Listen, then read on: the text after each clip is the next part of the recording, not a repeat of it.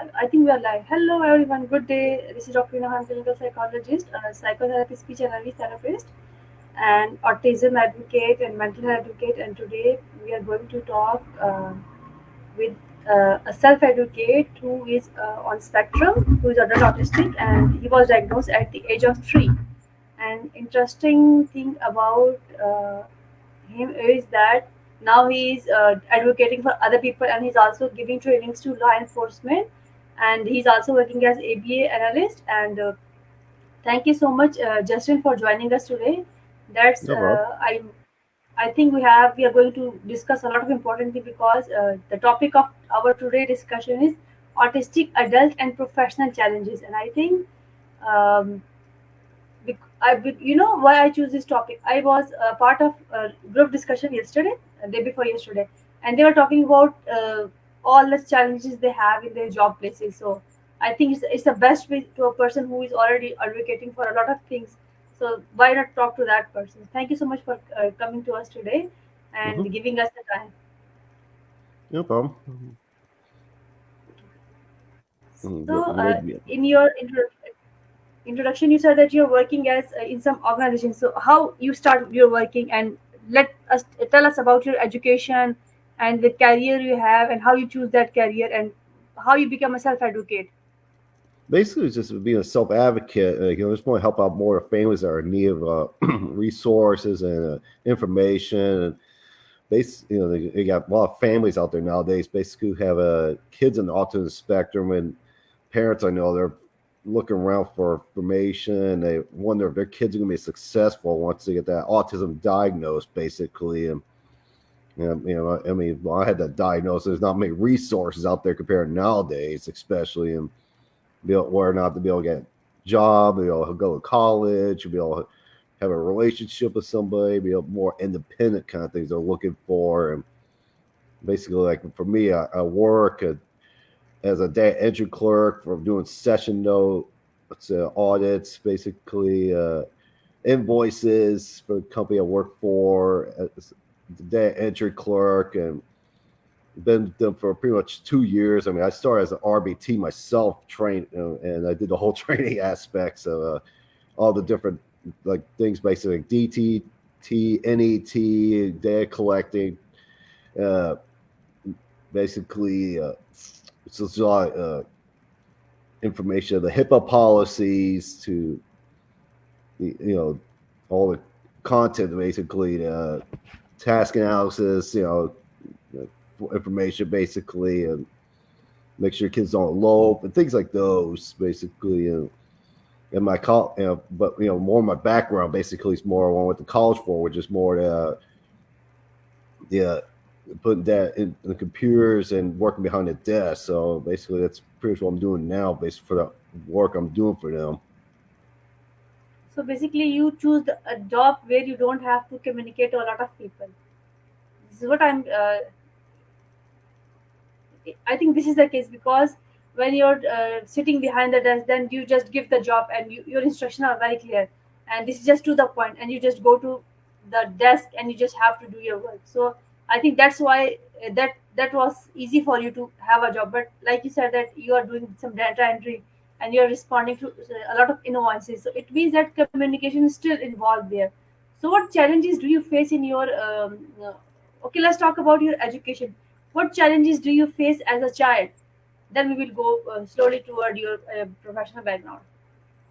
Basically, my challenges were I had during the school years, like when I was very young, I had the speech therapy, occupational therapy. I had people worked and helped me out basically, and progressed basically like special ed classes and mixture of regular ed classes basically throughout the school years. I mean, so I had to just work on my motor skills and development basically over the years, basically like how to be able to tie shoes to make sure my vocab is more punctual instead of mumbling. And there's quite a few things I had to learn basically over the years and the on the development and especially going to middle school and high school, transition to classroom, and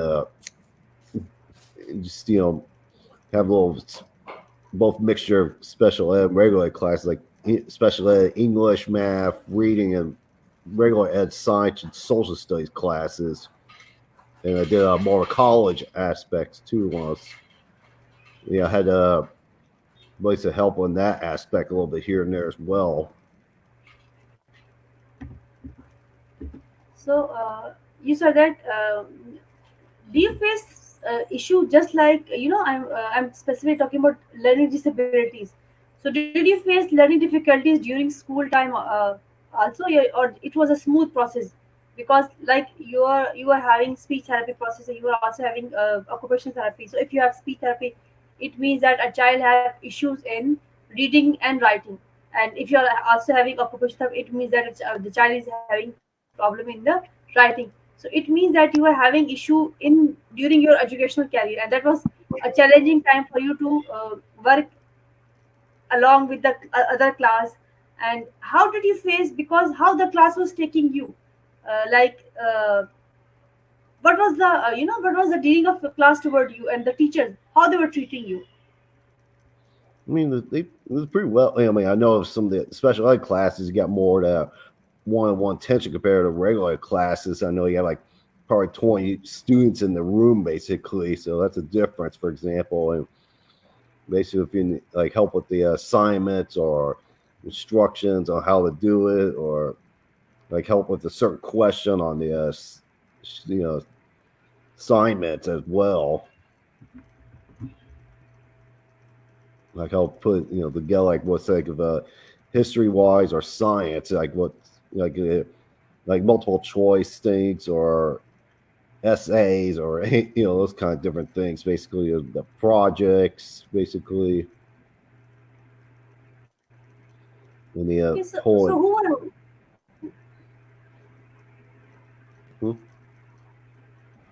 who were helping you during this time in your study? It was your mother, your some caretaker, who was helping you out at that time? There's a little variety of people from, like I said, my pretty much my parents to sometimes teachers at schools here and there as well. So did you face some kind of judgmental comment from the students, like other students, or some kind of bullying and things like that? Did you get into fights like that, or they were not or the school was so good in that way that they did not let any other kid to teach a person to deal a child in that way? So did you face these things, or you did not face such problems? Because a lot of adults, which I'm talking to, even students, they face such kind of issues, like they are not involved in the group activities. Children, they don't ask them to come to play with them, or they don't feel they are so shy that they cannot go and ask somebody to help with them, play with them, or eat lunch with them.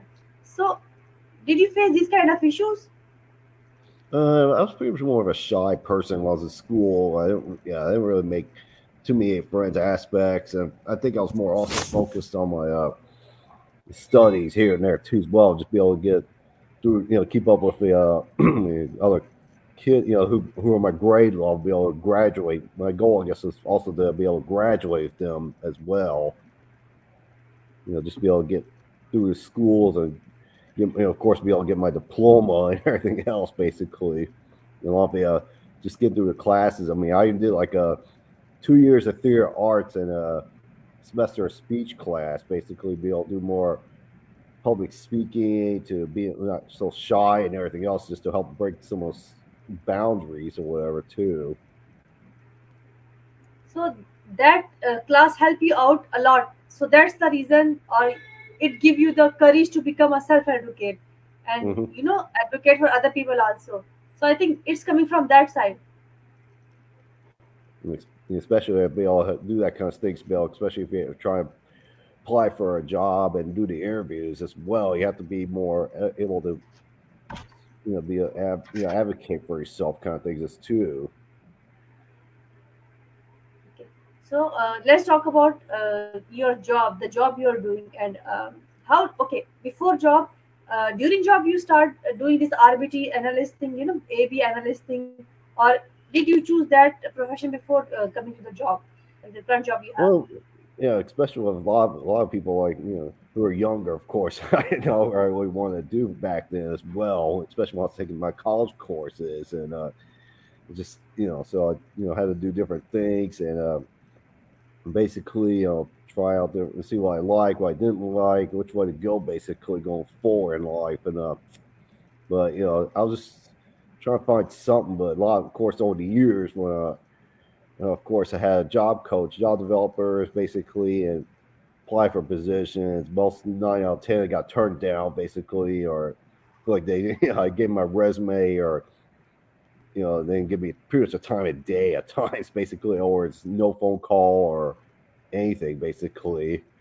So, but just had to basically push forward, and of course, it has to take some networking with people to get to know people on the inside and see where or not actually give you like an interview or callbacks or things like those, basically. And of course, just put yourself out there and dress more professionally as well, kind of things too. So it means that these are the issues you faced in getting job. This is what I'm getting from you. That you apply for a lot of jobs. You have to go. You have to talk to them. You have to dress up for them, and they would say that you should dress up more, or like communicate more, or present more. Is it what they were asking from you? That's why you took a lot. It took a lot of time for you to get a job. I mean, this is like the early 2000s when I got my you know certification, basically from college, and of course, the autism thing was still getting out there, and of course, the whole thing if I'm going to be more of a liability and asset or be able to perform certain things, I guess, on the job. I mean, there's quite a few probably reasons why probably and of course the competition is probably high or whatever. I can people a lot of people are probably applying for certain positions as well, and you just don't know at the especially when you're out there looking for work. So, yes, you're right. Because a lot of people are applying for that job, and there's a lot of competition. So, the job you have your current job, how you get that job, and are you comfortable over there? Oh, that was a good story actually for that one. I mean, I did start at RBT basically. I mean, I well, this before apply for it, I talked to people at the HR, and they pretty much the K location got turned down, and then went to Stafford. I got the interview basically. So yeah, basically when I had my interview, well before the interview, I had the public speaking event, Autism Speaks. There's some people from the company I applied for were there, and they pretty much helped me get my foot in the door, and then basically did my interview, and they didn't. I mean, I just present myself like I didn't have autism, but I did. They're unaware of autism, and I think that it really helped as well. They have known people on the inside and the whole autism thing, and pretty much it got me on board as an RBT, and the over the time basically it created a position for the work I'm doing now. Basically, that's the other thing. Two's the other thing. Sometimes you get people autism they can perform certain things, but they certain things they can't, certain things they can, and they will excel at that. So sometimes you just got sometimes employers just got to think outside the box and just create a position for something like that. And most of my jobs back then were so created basically, not what's on the posting at times. okay. So it's more like that. They created that job for you. Is it what you are trying to say over here? Hmm? I mean, I've been with them You for said going on that. 2 years now, basically. Okay. So, what are the challenges you are facing in the job? So that was a whole lot of you could say that was a journey. So can you describe that how long it was for you to get the job, the current job you have? How many years? It was years. It was months. Basically, yeah, because I think it was more of my shorter time frames. Basically, it was like a couple, it was probably a few months. I mean, there was like Okay. times years ago before I had the job I'm at now. It took like a year or so before I found something. And sometimes it could be like a year. It could be like, what's this? This is actually a blessing when I got this a months. Hmm. So what challenges you are facing in your current job? Is it if there are any challenges? I mean, there's not really many challenges now, basically, for my job. I mean, most of my time I'm doing remote work as well. I mean, I'm able to work from home and just do, putting my, like I said, right now I'm just doing the invoices basically for different centers for my work, for staff wise, how many hours they work. I mean, sometimes they can work one out, like one week they work a few hours, and the next week they could work a bunch. So So that's it's pretty much what I've been more like doing. you're working from home and you Hmm. have to go to office, or Every you're once in a working from home while, basically. as long as I have pretty much a laptop and internet, basically, I'm good to go. Basically, So but some, what about the times when you have to go to the head office? Because even if you have a remote job, you have to have some certain kind of meeting, then you have to go to the office. So how that experience is different for you now hmm? after getting So, this job, because the job gives you somehow confidence in any way. So now when you go to your head office and you talk to other people, how it changes you, how it changes your life. I mean, I'm fine with that. I mean, I'm fine with interacting with other coworkers at times. Basically, so I mean, I had other jobs where I interacted with other coworkers, and I've been fine with that front, basically, and or it needs to be done and everything. Basically, I'm fine with that. I mean, it's just there's like just good small talk as well, and just seeing how things are moving on for them, and basically, I'm sure they want the same thing for me wise. I mean, it's been really great. I mean, there has been it's been low and no stress really. Okay. So it means that you are after a lot of, you could say, searching. Now you find a place for yourself that is comfortable for you, and they are letting you work in your own space, in your own, that bubble, the artistic bubble. We are all the time talking about that. We have to have some kind of comfort zone wherever we are working, like little distraction, just working to the point and things like that. So do you complete your work on the time, or sometimes it is delayed, or you just complete your work on the deadlines? I mean, I try to push myself to get to a certain point where it needs to be certain things need to get done at a certain time too, like where I feel comfortable and like okay, this feels good. I'm right now like yeah, this is um, as long as I'm content, I guess basically too. I mean, I try to get so much done per day as long as there's no real distractions or something else going on at times too.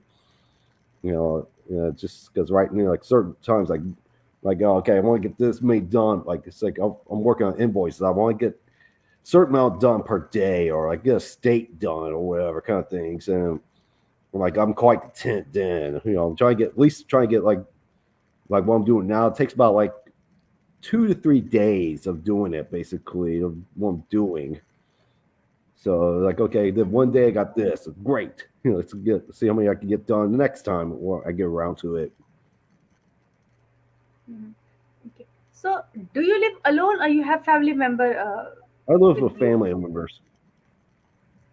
Okay, so you are living in a joint family system, or I mean, do you live with I your live with parents, I or live with you my have your own parents. unit? I live with my Okay. parents. So okay, so if you talk about your parents, how did they support you, and what was their reaction when they got your diagnosis, when they get your report in their hand? What was their reaction? I'm sure probably I barely know that one myself to be honest, and of course I was probably very young, so I was unaware of everything and all that too at the time. So I'm sure like a lot of other families probably it's like you get that kind of stuff from information from doctor. I'm sure you feel like you hit with a ton of bricks, kind of information. Mhm. Like other words, you don't know what just what to look for, what to do, and there's like quite a few other things. It's probably news that a lot of families don't want to hear, but it's the reality of it, I guess.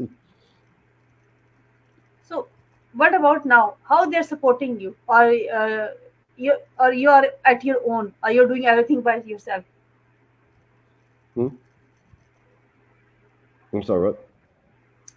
did they support you now, the work you are Oh yes, doing? they do. Because Yeah, they do. Yeah, because when you have sensory issues, when you have autism, then you have sensory issues. Then sometimes you have food allergy, sometimes you're not in good mood, sometimes you have meltdown. So there are a lot of things going around with a person who have autism. So uh, you're saying that they are helping you out, and they're very supportive in this manner. And I think it's great that you got this support in your life. Let's talk about your advocacy efforts. So, when did you start self advocating, and when did you start this training for law enforcement? let's see. It's probably maybe a few years ago or something like that. I mean, I know I've been another organization, Hope for Three. I've been working with them on the law enforcement things, basically like tell about my self autism, basically, and give them the information about my journey to what resources out there and help out certain situations, like what to do and don'ts and the traffic stops, basically, and just give them more of that knowledge as well, basically on the that front, basically. So, and what about your public speaking? When did you start? When was your first speech, and what was your reaction to that? Or you were you nervous? You have to prepare a lot for that. You have to write it Yeah, down. And what yeah, was that that's experience? yeah, that was yeah. Of course, that was like my early days, basically, of the public speaking. I was didn't know what to do or how to be more professional about it. It took years to build that up because now basically I have a PowerPoint and got slides for it and the whole tips and trades. Basically I was just using a lot of the time back when I was younger. I pretty much was kind of like winging it or whatever and what to say, and it's just basically building on it, over the years. Like how to make improvements, like I said, eye contact to what to talk about and what to what's useful, what's not useful information, things like those. It does change over the years, like with the whole autism diagnosed numbers and everything else, and what the like say CDC and other people, researchers go about it too.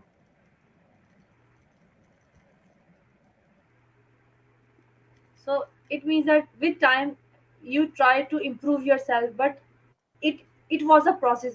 It is, the way you are, the way you're speaking, like you took a lot of courses for that. It means that you acquired the skill that help you out in your job, and that also help you out in public speaking and improve your communication. So I think from this we can conclude that you have to it's more about skills. Like if you cannot don't have communication skill, then you have to work on that skill. If you don't have to bargaining skill or assertiveness, I think that you have to work on that skill. Okay. If okay, just tell me one thing, that did you face or your parents face problems in getting services for you? I mean, it was, yeah, just basically for the resources wise front. I mean, just I mean, like younger days of mine, it's like not much out there right now. Yeah, but as time progresses, there's been more and more. It's like different groups and organizations, businesses to get more involved. You got like attorneys, but lawyers. There's like all of my profession and schools. There's like over time it has been more of a built in groups and everything. Basically, nonprofits, organizations that do more out there nowadays for the autism help basically now as well. So, like you said that you are AB analyst. So, do you take session and do you work with the children? How your that you could say that journey is around you. You are working with them, or you just give them training. What is your role over here as an AB analyst? Hmm? You in your Oh, what? introduction, like you told me that you are AB analyst, and you're doing applied behavior analysis. And Oh, do you take sessions, private sessions, or you just give them coaching, or you give them the coaching to your well, parents? How most you of working like that? my background basically is more to the admin work for them. Basically, the whole you know basically looking over the session notes, all basically see anything wrong with it, where it's like a credential missing, the check mark boxes, data being pulled. Make sure they're not signing out too late or signing, like signing 2 days after, or they're signing out too early. I mean, that's pretty much stuff I'm looking over as well, and on that front, and of course, earlier, I mean, last year I did uh, shoot, what's that word I'm looking for? You know, you know, like more like a testimony or something, thing for the legislature for my state, basically for to get ABA Medicaid through, basically, and we just in this, where I live at, basically in the state, they back in February, they start accepting Medicaid at the testimony legislative thing, basically, and prove the so now we're this past year, we're able to accept Medicaid for all the ABA companies, basically Medicaid insurance wise. So, if a young person came to you with autism, uh, how do you guide them? Do you have support group? Do you have some organization? Because I can see that you're wearing a shirt.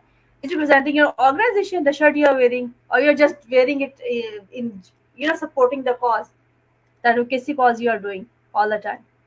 Mm-hmm. Basically just I mean, every now and then, meet up with parents and just have lunch meetings and see how I give my aspects and give them knowledge as well at times, basically, to help them out and what they need, basically going forward and all that for like certain services. Or but most families I used to tell, like, of course, this is another big dilemma thing is they usually get the new diagnosed.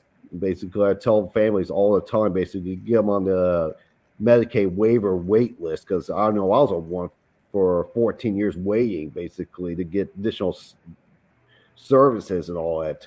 Basically, Mm-hmm. because you got a lot of Mm-hmm. states have a problem where they have a long wait list for additional resource, where it's like HCS class programs, etc., for families.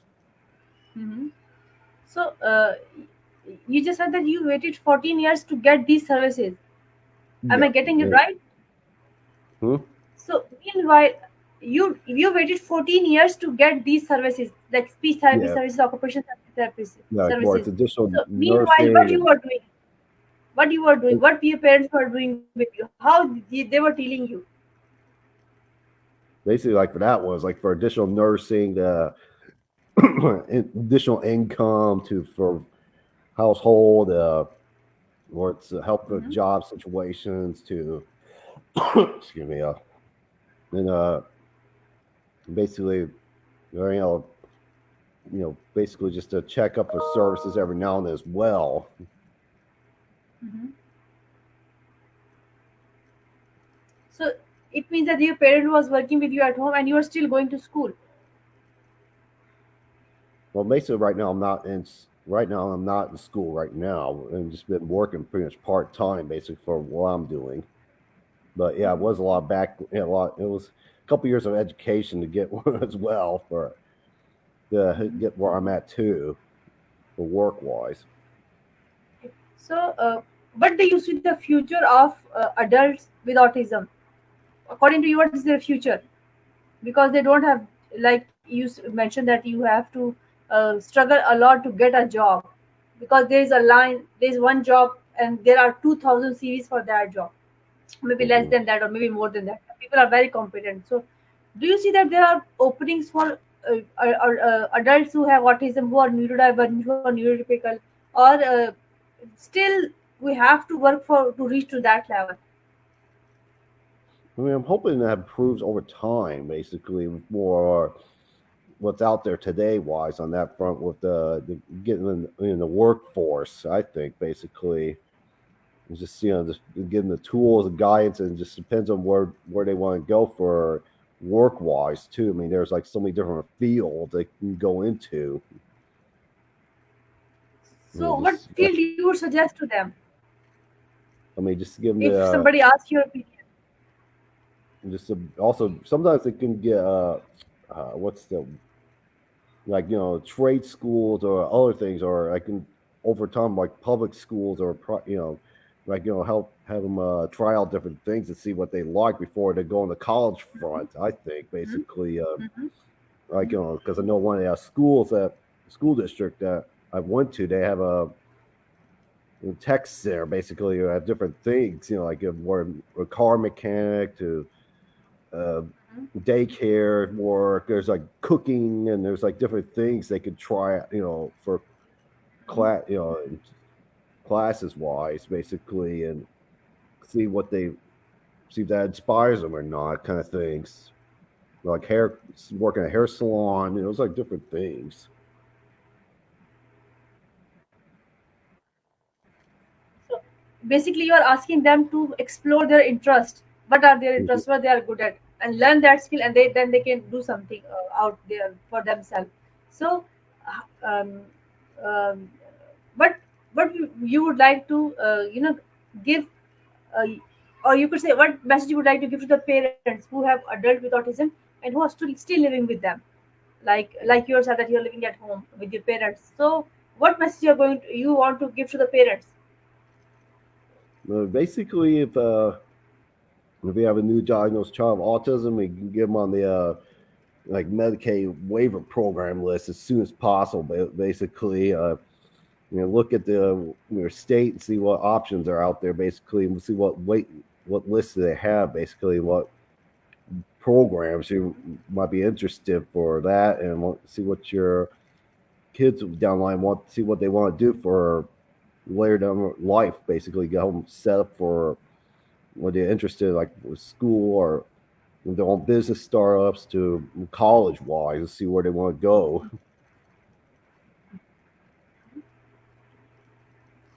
Uh, do you have friends, or you just have few friends? You have a lot of friends, or you just a person who just stay with themselves? I have a few friends here and there. I mean, just something to do, the outside of work environment at times too.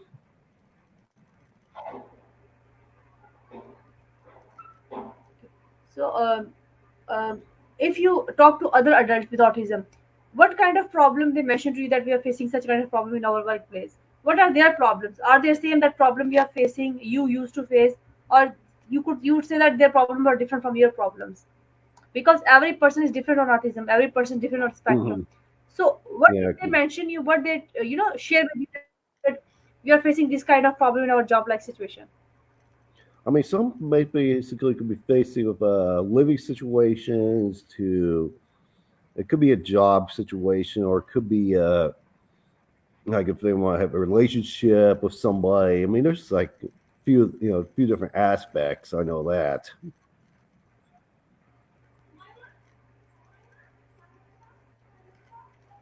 'Cause, for me, like right now, it Oh, could be the problem for me. It's like finding relationship with this, same another person, basically.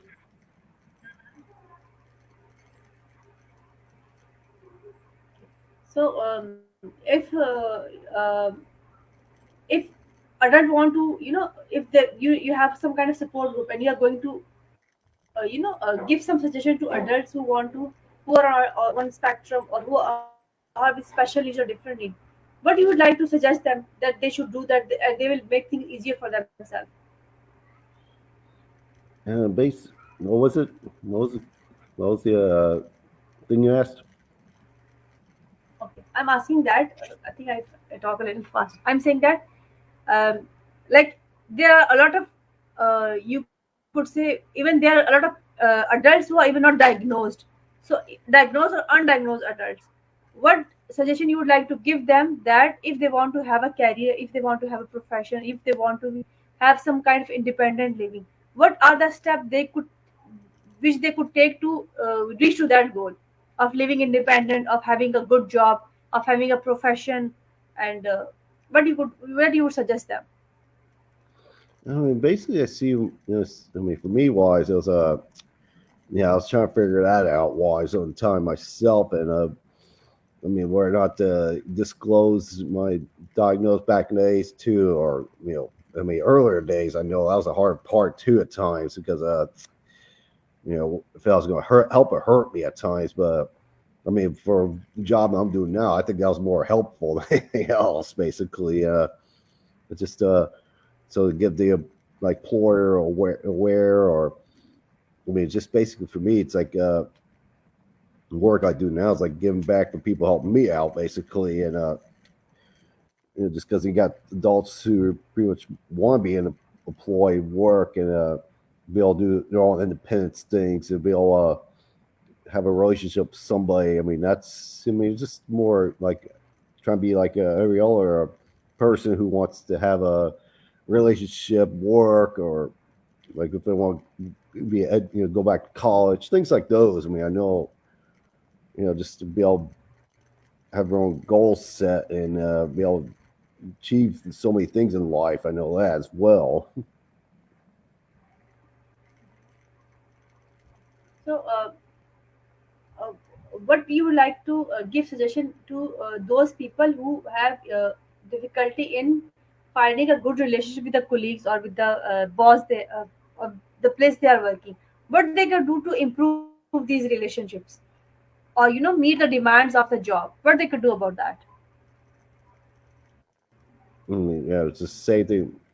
Like law enforcement, I know it's be able to have to be honest up front about certain things with them, and just to be able to give them the tools and knowledge, and make sure, like when you get traffic stop with law enforcement, and trying to make sure things don't escalate the wrong ways and everything too as well. I mean, try to avoid certain things like handcuffs, or just make it seem like the be on the side of the road, or be in the community kind of things too, just to handle the situation better than sometimes. Like, it just depends on the, especially the news fronts. I've seen that, every time I see something bad on news about certain autism and law enforcement, it just doesn't sit well with me at all either.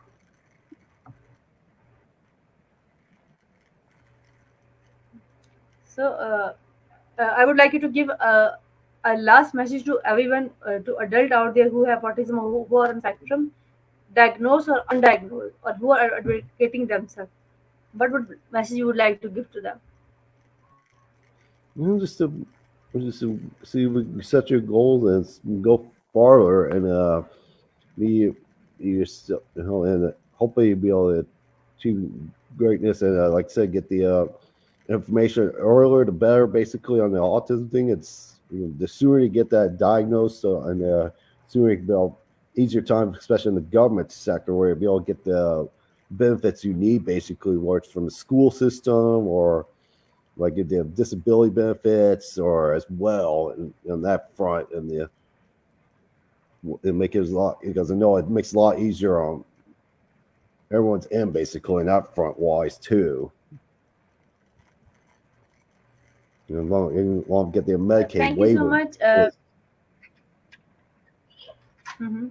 Thank you so much, Justin, for your time. That was lovely talking to you and Mm-hmm. give us important suggestion today. And we would love to have you again in our discussion. And thank you so much for giving us your precious time and giving good suggestion to individual, to adults who have autism and who are working and who have some kind of professional career and who are facing a lot of problems. Thank you so much for your. Take care. No problem. Well, you too. Take care. Thank you. Mm-hmm.